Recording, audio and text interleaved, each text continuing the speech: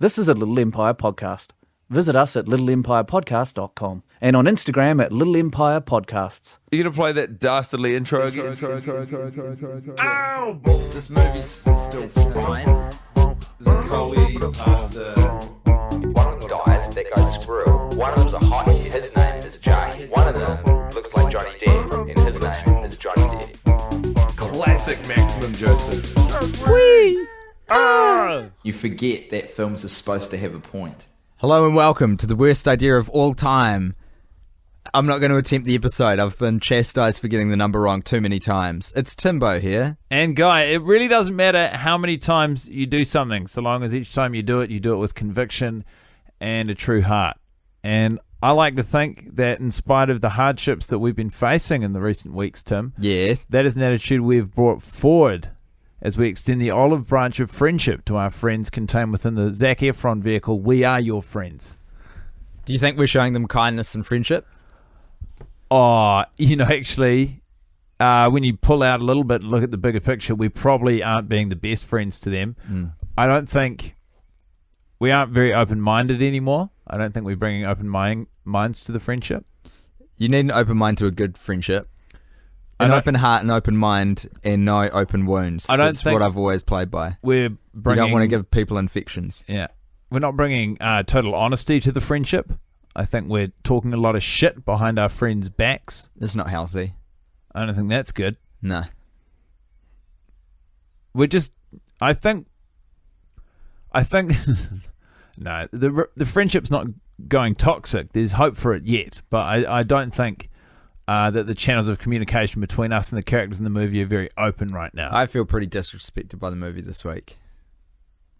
Pretty disrespected. Anyone in particular? Everyone who isn't Paige.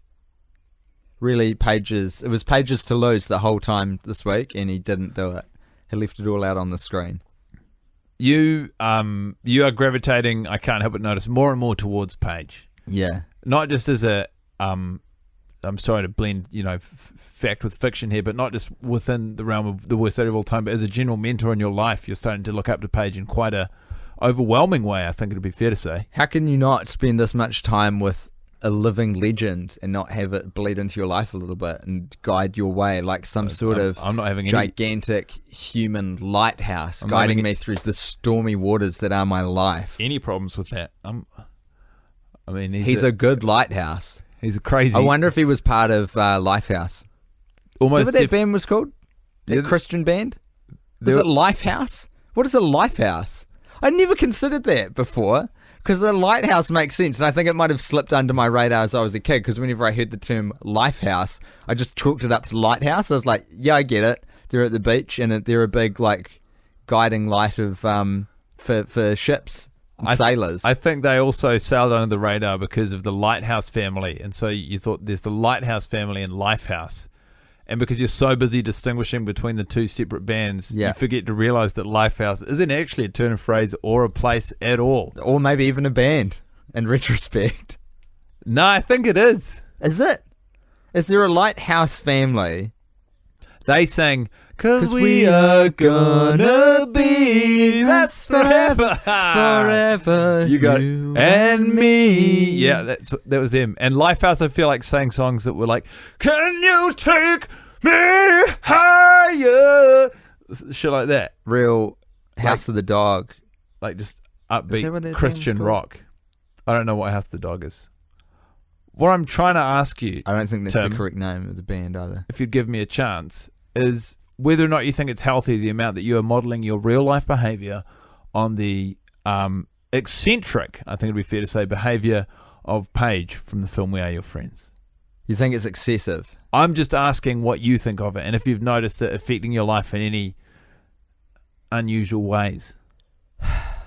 Well, there was one time last week where I was getting on a bus. Yeah. And you know how you've got an automatic tag on, tag off ticker? Yeah. The machine was giving me some shit and I started yelling at it I couldn't help but channel a little bit of Paige while it was happening. What was the machine doing? Well, the machine wasn't doing anything because it's an inanimate object, so it can't respond to things, which is kind of the perfect time to roll in with a Paige attitude and approach to life. You tapped your card against it? Yeah, a few times, refused to work. it just said. It didn't say anything. Was there a screen on which it said malfunction or anything to suggest It had a big red X said cannot read, but that was just the display text that came up. And how did you react to that?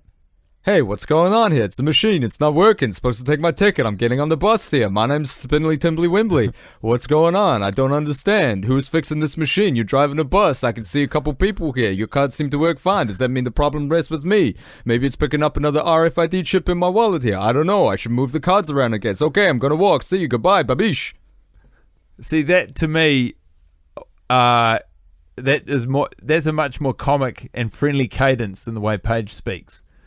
And also the attitude, the willingness to leave the bus on account of the error of the machine. That's not a very Paige attitude. To me, yeah, but what I couldn't... You sound like Rodney Dangerfield's nephew. What I couldn't express and put through in the story, in the telling of it, is that while I was delivering that diatribe, I walked right to the back of the bus and then through back to the front again. So at the first... Like, when I started walking, I took off my jacket, which I was wearing because I wear suits like Paige does now all the time, threw that at someone who was sitting on the bus, and then on my way back through, picked up the jacket again. It's kind of like touch the back and then roll back in. So it was sort of like, I guess if you were watching me do it, it was a bit more a guy muttering to himself and then get on and get off a bus. But you weren't on it long enough for it to drive one zone or anything, or one... No. No. So you got on... Couldn't get my card read. And got off at the same stop. Yeah, and then walked. And you went in. Yeah. And my suit. Rejected your card. That's right. 3 times. Yeah. And you were mumbling to yourself, hey, what is going on? What's going on here? I get no respect. From this machine. You took your jacket off, you threw it to the back of the bus. Take my jacket. You picked it up. Really, take it. You kept talking, and then you got off the bus. Yep. And that was... You were chat... Is this you channeling Paige from the movie We Are Your Friends, or is this a separate issue? Is this a whole different state of affairs? No. That's me channeling Paige. That's the ghost of Paige coming into me at different times. I might have... Yeah, it's interesting. When you started telling me about how you were sort of embodying a lot more of Paige's life mantras and chakras into your life, I was afraid you were taking on maybe some of the more aggressive or manipulative streaks that Paige shows in the movie. You just gesticulated so hard that you whacked down, thumped on the headphone thingy. You pulled the headphones right out of my ears, and now they don't work. Are they not going? Yeah, fiddle with it. There we go. Now it's good. You're welcome. Anyway, what were you saying while you were gesticulating wildly? Oh, God damn, it was such a fragile train of thought, and I feel like we might have bent the rails 10 degrees too far. It was about Paige's influence on me and how you think it might bring out more of like a mean streak in me or something similar. I guess that was my curiosity. Yeah, I'm almost. I feel like you would be a better judge of that. You know, it's hard to judge yourself. You're always there. No, that's what I'm saying to you now. Is when you told me that you were embodying a lot more of Paige's persona and your real Will persona, I was quite worried. That resonates with me because you have become a bit more of a dickhead recently. Well, no, I haven't been interacting with you a lot, but I was afraid that you were just being more of a dickhead in general. But by the sounds of things, you've taken on some of his more sympathetic and enjoyable traits, like his affable accent and his sort of slightly, his sort of Guido-like aspects. A little bit of an unhinged persona, just not waiting for any answers to questions before rolling into the next. Not in a threatening way, sort of in a gentle, manic way. Yeah. You weren't a threat to anyone on the bus. You were just an oddity. Yeah. A curiosity that was holding up the bus. A passing fancy. A summer fling, if you will. Speaking of summer flings, you seem to be developing a lovely little friendship with the knife this episode. Knife came out to play. True. Yeah. I was practicing a lot of my... you just grabbed it. That's what that dead air was. Practicing my motions, my knife motions. And now I understand why you get so freaked out when I pick it up and start playing with it, eh? And I got to tell you, I mean, part of me initially when I picked up the knife was like, well, I've sort of I got my hands on it first. I've got license to brandish the knife as I so choose. And part of me was thinking, well, that'll learn Tim for always brandishing the knife. Sort of, you'll get to see how it is to be the other person in the room. The person a little not taste with of the my knife. own knifey medicine. That's right. It's sharp and shiny. That was a thought. But then by the time I started actually brandishing the knife with lusty movements myself. So I wasn't even thinking about you. I was like, oh, wow. Yeah. It's fun to practice your motions. Isn't it? Just a stab and a cut. It's weird, isn't it? Knife's got a hold over you. It's got a hold over you, Mr. Jenkins. It doesn't really. It's just, I would never carry a knife. You were talking a lot about, you figured out a new knife motion you could do where you'd flick it open in one movement. Well, I didn't realize, because it is sort of a flick knife, but it's quite a stiff one, but I didn't realize that you actually could flick it out with one hand and the blade would produce, but we cracked that nut. You today. were talking a lot about how you might be able to have it on the back. Sure, you hide it on the back of your belt, directly behind you, and then you could produce it and flick the blade out in one motion. Why are you thinking about a circumstance where you've got to produce a knife quickly? Because I was looking at the knife at the time. That's what you do. You go, how can I use this in my everyday? No. I hold it and I think this is fun when I'm practicing my motions on the air, but I don't think about it beyond practicing my motions on the air. Do you think this is the problem with the gun debate in America? We can all agree it's fun to play with guns at a time and place. But people get very confused about where that should end. I think of these two guys, sharing a knife in a podcast studio. What's the worst that could happen? Whereas guns are much more... Yeah, that's true. Much greater potential for danger. Though you could quite easily stab me with that. I have... No desire? Neither the time nor the inclination. Oh, good on you, Monty. My good friend. So how many times do you think we've seen the movie now? It feels like there was about 15. Nah. It's closer to 20. Oh, that's good. It's definitely... Really lost track. Well, I tell you what it is. We're definitely in the quicksand now. Yeah. When you first step in quicksand, the first thought you have isn't, oh my God, I'm in quicksand. It's like, this ground's a little heavy. Yeah. But it's not a reason to turn around. It's just something that your brain registers. Yeah, you just notice it. And you keep marching forward. It's the sort of 3rd, 4th to maybe 15th to 20th steps when, you have the sinking, quite literal realization that, oh no, the ground doesn't just get heavier. You're in quicksand, friend. And it's there where... And then where does your mind go when that happens? Like when you finally when you realize you're in the quicksand, Yeah. suddenly it stops being relevant how many steps you took into it, because the overwhelming thing that you notice is, hey, I'm in the quicksand. I mean, details are thrown, to the side. Caution to the wind. But do you then kind of struggle and try to wriggle out all at once, or do you keep You're in your the head? quicksand and you think, now I've not been in quicksand, but I've definitely read an article about what happens when you're in quicksand, and I've seen quicksand in movies.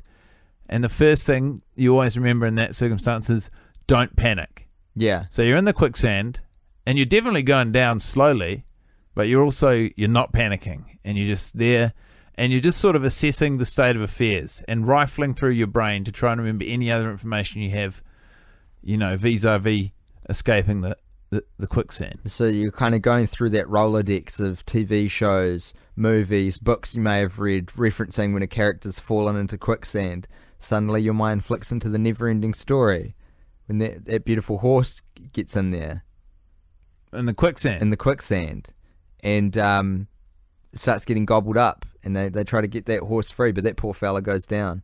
Might be a lady horse, can't remember. I've not seen the never-ending story, but when you say a horse in quicksand, my immediate thoughts aren't of a horse escaping quicksand. Yeah, well, that's the tragedy of it. Yeah.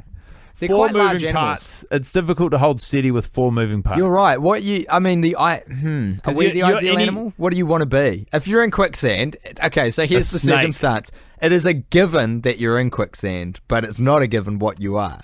You reckon a snake? Yeah. I don't know why, but I think what do the feet of a platypus look like? They're webbed. Yeah, perfect. That's what I need. Or like a goose. I'm that. Because what you want is a lot of distributed surface area. You're right, the horse is the worst.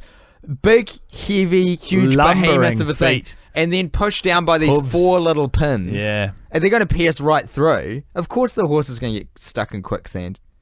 We should be riding platypi. Wow, we should be developing bigger platypi, certainly.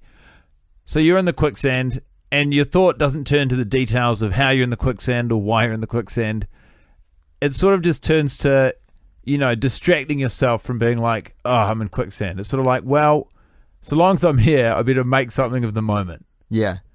You could have a flashback. Your life could flash before your eyes from infancy to the moment right now. Or maybe even as far as projections into the future of the life you could have led as you sing into the quicksand. First vision. You're coming out of this watery, warm, red hole where everything's just shapes, and the air is bracing, and the temperature is cold, and there's lots of people looking at you, and figures that you can't make out yet, and everything's so bright and painful and awful, and all you can do is scream as hard as you can. Boom! You're in the playground. It's year 10. You are 12 years old. You've just pooed your pants accidentally on the jungle gym. No one's noticed yet. You think you can probably get away with this. Boom! 16 years old. You're in the principal's office. You just beat the shit out of a guy who still called you Scotty Shitty Pants because he referenced that time when you were 12 years old and absolutely kicked yourself on the playground, and everyone found out because you goofed on your quick thinking and decision making abilities. Boom! You're 20 years old. You're in therapy trying to unwind decades of bullying brought on by a public school system that won't recognize that some kids learn differently. Boom! You're 30 years old. You're sitting in the divorce settlement court. A judge is looking at you. Suddenly it all comes down the crushing weight of the reality of what the relationship with the one person who you allowed to let love you has become in this modern era. 2 children that don't love you, a wife that can't stand being around you, and a team of lawyers trying desperately to take as much of your hard-earned capital as possible.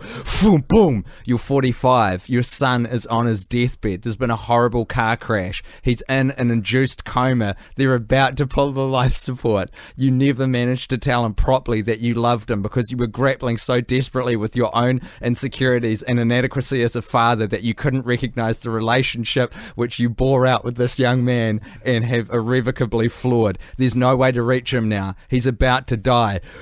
Boom! You're 68 years old. You're in a retirement village. There is no real reason for you to be there except for the fact that no one is left who cares about you or even knows your name, and you crave some sort of human contact. Physically, you are fit. Mentally, you are all there. But emotionally, you are still the same 0-year-old that bore its way out of your mother's womb and contributed nothing to the people around you. You're 72, still of able mind and body, finally trekking the Himalayas. You look to your right. A large, amorphous-looking bog sits in front of you. You make a bet with yourself. I bet I could get across that strange, amorphous swamp. You take one step. You think, the ground's a little heavier. But you take another step because that's all you think. You just think the ground's a little heavier. Within 5 to 15 to 20 steps, you realize you're in quicksand. And you think, you know what?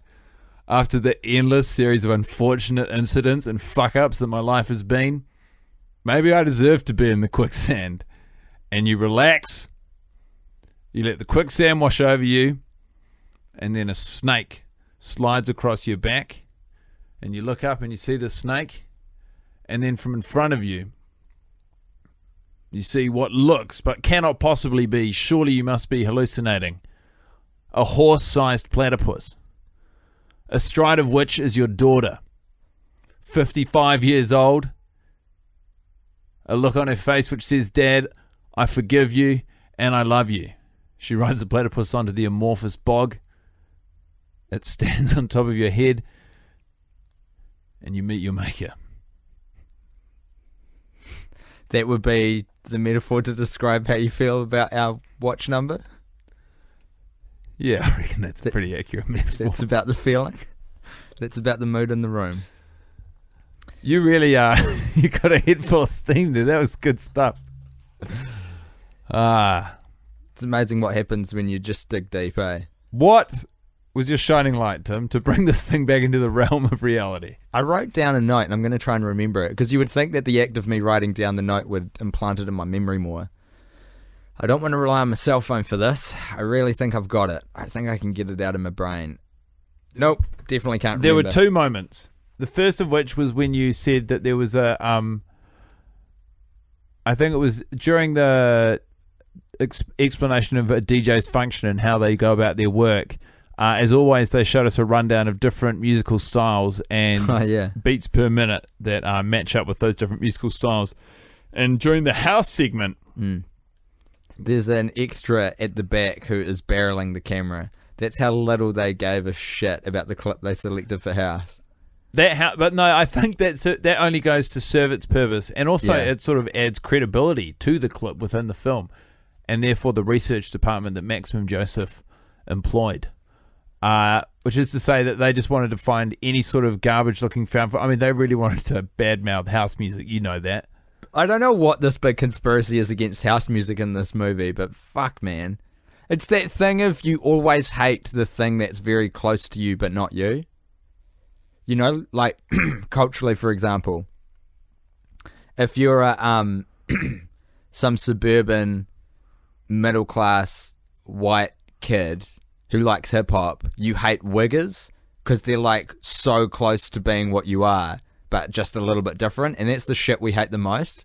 Things that are vastly different to us, we're like, cool, I dig that. Or I don't even know about but that. do you mean like the fully realized version of the thing you're afraid of being? Yeah, if you dig past like the why, yeah, that's why. Because you're scared of being the thing. And Don't you think that's true? The people who you hate the most are people who are only a little bit different from you. For the sake of debate, I will agree, generally speaking. The people who I make a conscious effort to not get on with anyone, to not people you're actively max annoyed breed with. contempt towards anyone. Yeah.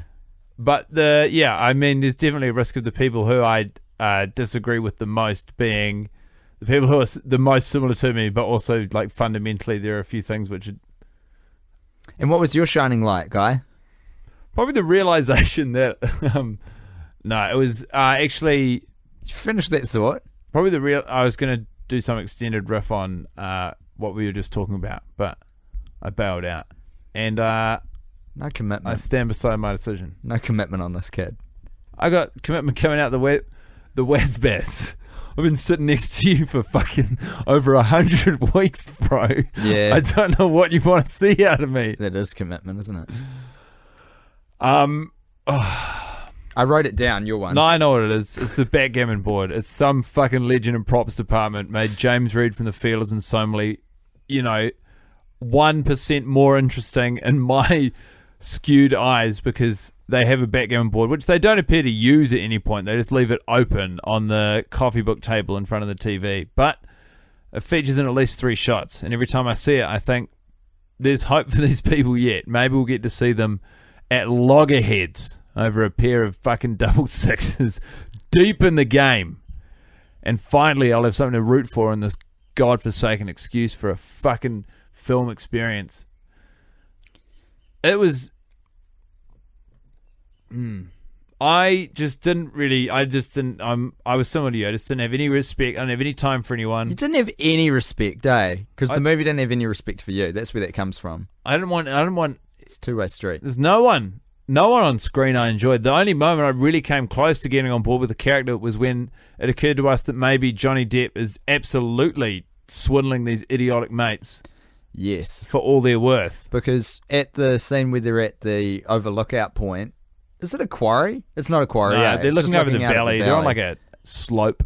Johnny Depp shows up and he's like, hey, here's all our money from promoting those Thursday nights at Social. And then the boys open their individual envelopes and find they've been shortchanged. But the thing is, very likely that Johnny Depp is the one who skimmed it off the top.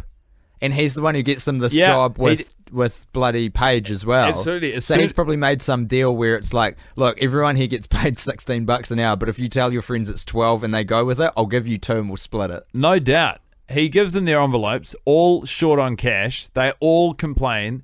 He says nothing to comfort or explain it. He doesn't acknowledge that there's been an error or that maybe, not to worry, we're going to get the rest later. He just completely lets the whole thing blow over. And then the smoke bomb he throws up, which we've complained about before, but in a different context, is to just recite the fact that he's been online looking at app developers. Yeah.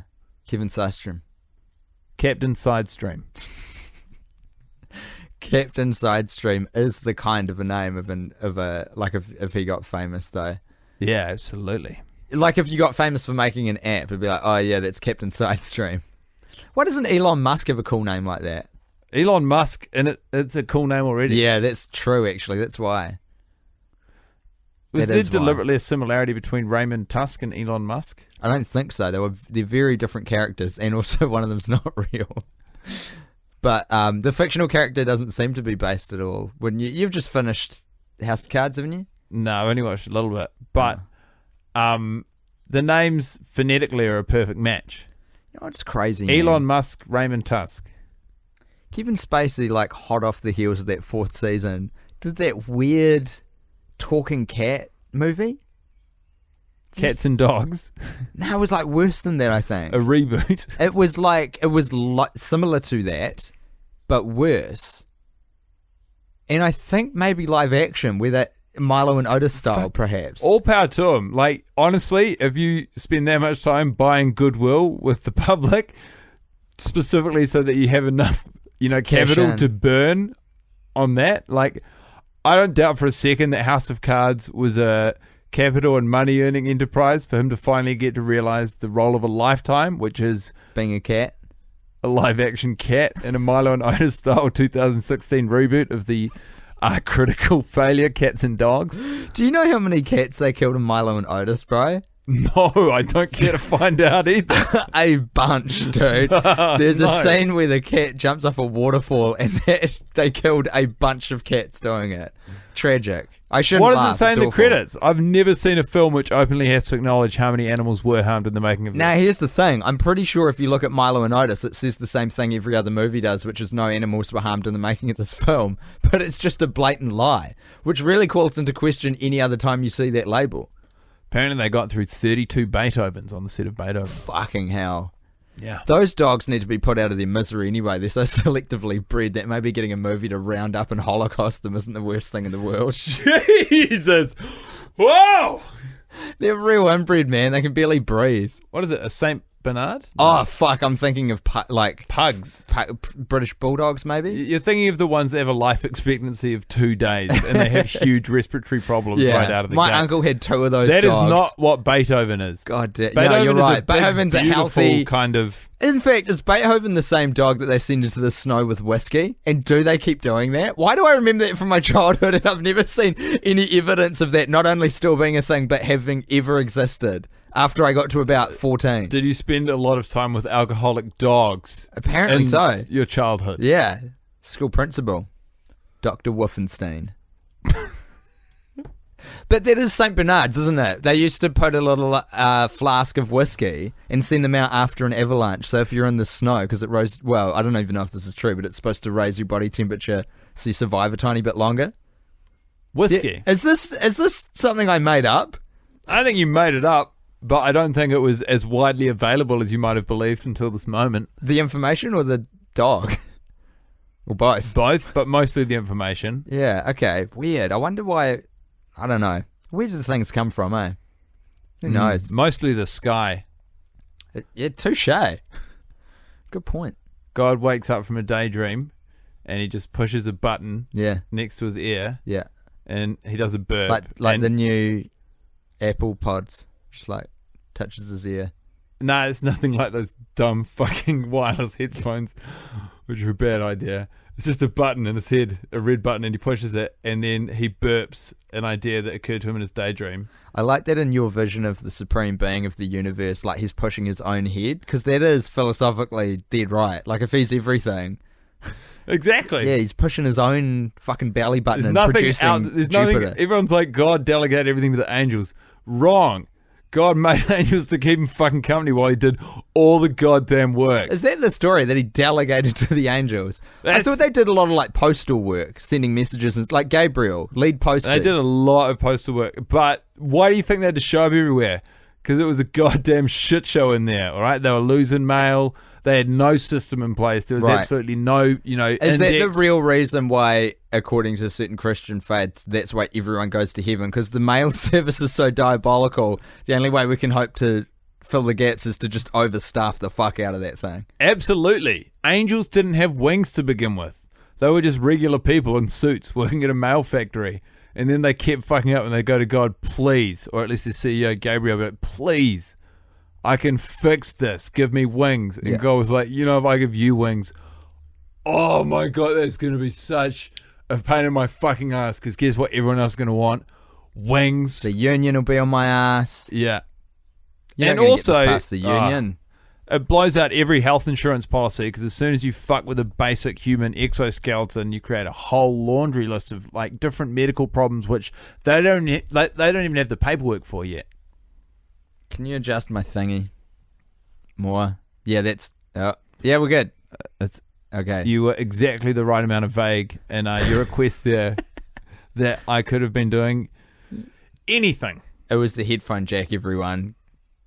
Wow. But...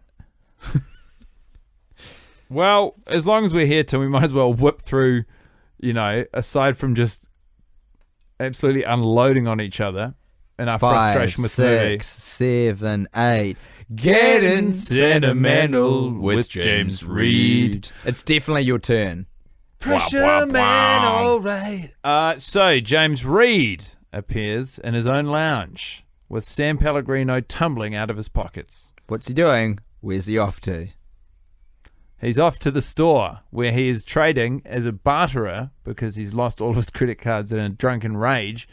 He trades essentially at a pawn shop 12 bottles of San Pellegrino for one MacBook Pro box. What's inside of it? Nothing. He walks home, problem solving as he goes. He bends down. What does he see? A roach outside of the nightclub where he DJ'd the night before. He picks it up, puts it in the box. He takes another 20 paces. What does he see? Another roach, also outside of the club where he was DJing last night. For uninitiated, a roach is the last little bit of a joint that you throw away because you cannot smoke that bit. He got so loaded up on PCP last night, he cannot possibly remember with whom or why there were roaches there, or in fact that he was involved with the roaches in the first place at all. He arrives home to find Somali and Zaccoli sitting on the couch. He has with him a harrowing memory of the night before as he's slowly piecing the puzzle together of what exactly he did wrong in the throes of his PCP high. And in his hands, a MacBook Pro box loaded with but 2 roaches. He says, "Good day, Somali. Zaccoli, I don't know you. Could you please get rid of this box?" He's not sentimental at all. He's exhausted. He doesn't know who he's talking to. He's just picked up some garbage on the street, put it on another garbage thing, which he traded in a fucking drug frenzy. He's got no idea what he's dealing with, who is in front of him. He gives him the box. He says, "Get out of here, scamp." So it's just garbage. Yeah. Little bits of garbage. It's literally a garbage man picking up garbage. I guess it is sentimental because he's unconsciously tapped into places where he hung out with Zaccoli to pick up that trash. Yeah, it's also sentimental. I mean, he turned on a dime. In picking up the roaches, he attached a certain sentimental value to them. A sentimentality, if you will. That is right. But as he continued to walk home, his exhausted, drug-addled, hungover brain lost sight of the meaning of anything he was doing or why he was carrying the box in the first place. He held onto it for a sense of comfort, arrived home. Once he was home, he no longer needed the security blanket of the box he had been holding during his trip back. So he offloaded it to the first person who he had no respect for and sent them packing. Fuck. Is there a barista in the house? Because this role's just got dark. No, he's training to be a barterer. Mm. Same, but different. Feels like all the gas that's in that tank. I say we go. I say we go too. Here's the context, everyone. We've just done the live episode. So, firstly, we both just flew in from out of town, and boy, are our arms tired. That was like 4 or 5 hours ago. And then we drove in a real hiss and a roar, screaming into my driveway to try and get that live friend zone video stream working. Thank you so much to the 100 people who joined us, or 200 even at one point. But then I fucking couldn't figure it out for so long. We had a bit of attrition along the way. The point being, we rolled straight from that live friend zone into the watch, and it has decimated our spirits to the point where we forgot to lead with the fact that we'll be doing 2 live shows so soon, and you guys have got to please fucking come and help us sell some tickets. We've made the shows. We don't need you pretty to buy the cheap. tickets. We need you to help sell them. Yeah. We cannot emphasize that enough. Yeah. No one listen. Yeah. We don't want any of you there. This is exclusively for new fans. This We is need for to friends come in. of friends only, Yeah. but not the tier 1 friends. It's called the Friends of Friend Zone Tour. But it's happening in San Francisco, California on Friday, October 21st at the Children's Creativity Museum. They've got a theatre there. The tickets aren't available for sale yet, but we will. They might be by now. They probably will be. Yeah? Oh, fuck, who knows? I'll try and put all the details will always be on our, go to our Facebook first, and I'll try and redirect And our website. Blaze Pizza to the bit on our website where the tickets will be. And then we're also going to do Saturday, October 22nd in Portland at the Clinton Street Theatre. between 9 and 11. So the San Fran show on Friday. Between 9 and 11 p.m., those Yeah. aren't streets. Yeah. That would be 10th Street, by the way.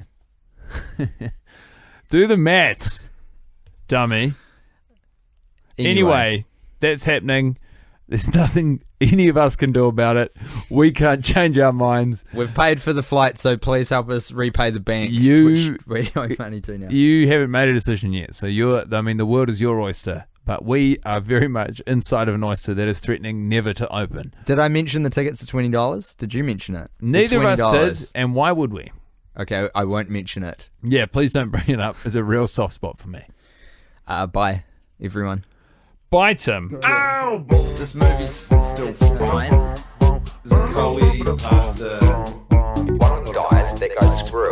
One of them's a hottie, his name is Jay. One of them looks like Johnny Depp, and his name is Johnny Depp. Classic Maximum Joseph. You forget that films are supposed to have a point. Thanks for listening to this podcast. If you're thirsty for another, why not try The Male Gaze? Let's just have a wee crack into the parents of Rugrats. Oh, love this topic. Yeah, it's huge. Okay.